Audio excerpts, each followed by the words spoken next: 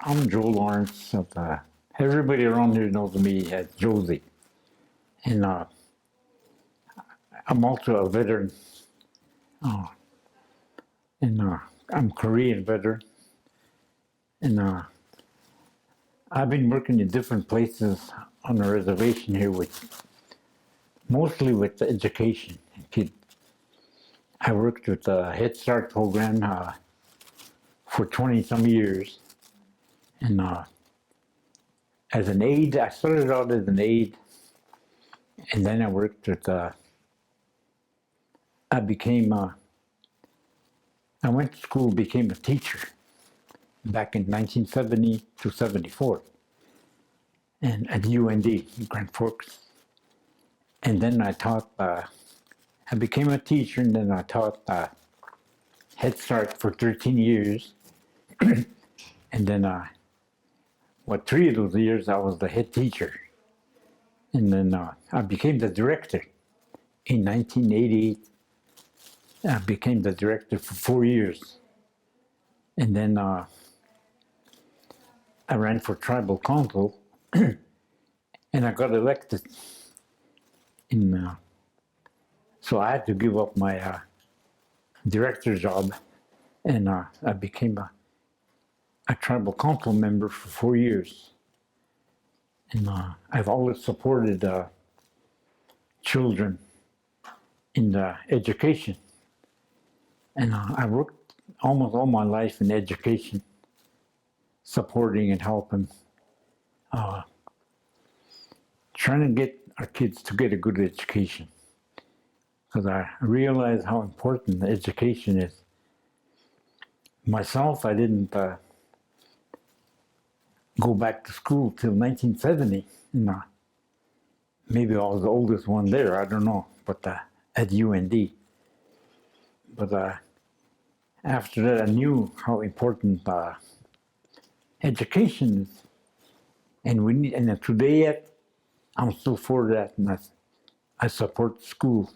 And hopefully, what this program we're working on, we need to teach our youth the Dakota language. And I think Oliver probably talked about this too. We're losing some of our language, and we'd like to bring that back to the reservation. And I think the only way to do that is like what we're doing here.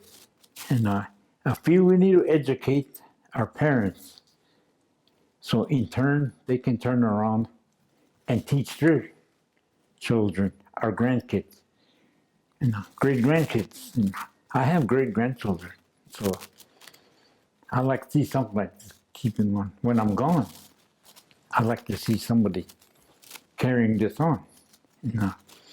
Like I always tell my groups here, we're not going to be here forever, the elders. So we need to educate our young people so they can carry this on after we're gone. And I'm also a member of the chairman of the Elder Advisory Board on the reservation. And that's where I was this morning, so I couldn't come, but we got done at noon. And we work with the elders. I work with lots of the elders, and I speak the language. And some of the people that are here this morning are the only ones that speak the Dakota language. So, and it's kind of hard because we don't have nobody to talk the language at home. Just when we meet someplace, if I see them someplace, we talk the Dakota language. And in our homes, my grandchildren don't understand the Dakota language. My children don't understand. And I guess I could probably take the blame for that, for not teaching them. I was taught the English language after I started school. And all I talked then, my mom and dad, my grandparents, they talked the Dakota language at home. And that's all I knew.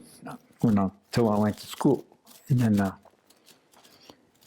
and it was hard to go talking the English language.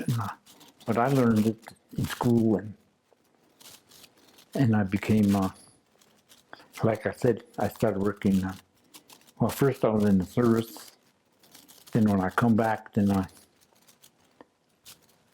started working on different programs. Like I said, those the things I worked on. And today I work here with, this is my second time working here at the Recovery and Wellness Program. The former director hired me when the program first started. And we used to have AA meetings, just him and I. We started with two people, him and I. Then we kept having meetings, and pretty soon people started coming. And we even had people coming from Maddock, Minnewacan, out in Syke, even as far as Sykeston. They came to our meeting because some places didn't have AA meetings. So they came all the way over here, and it was really nice. And then he retired and quit, and I left the program too. I went to work for Sioux Manufacturing over here. I was the specialist in, I did like orientations and those kind of things. And I worked there 6 years. And then when this program started up, when Evelyn was running it, and, they had this called cultural healing started. And she asked me to work with them part-time because I had a lot of health problems because of alcoholism and stuff. And so I came and started working now. Now I work with I do the cultural part of healing here. And I really enjoy that. And I was an alcoholic myself way back. And so I'm pretty well aware of what it's like, what alcohol does to you, drugs. So that's what we're trying to do, prevent that from our kids, our young people. Right now, I also work with a program called Meth and Suicide. And we have prayer services every month. We go to each district, have a prayer service here with the children, the kids. And I really believe we need to teach our kids spirituality. We need spirituality in our homes. I really believe that. Because I work with different religions. I'm a Catholic, but I work with the Lutheran minister.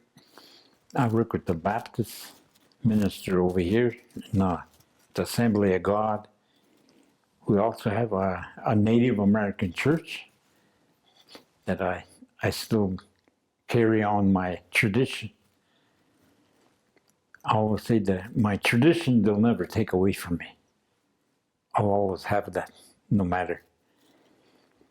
And I welcome all religions. I don't care what. And I work with them. I'm not going to say I'm Catholic, I can't work with you. No, I work with everybody.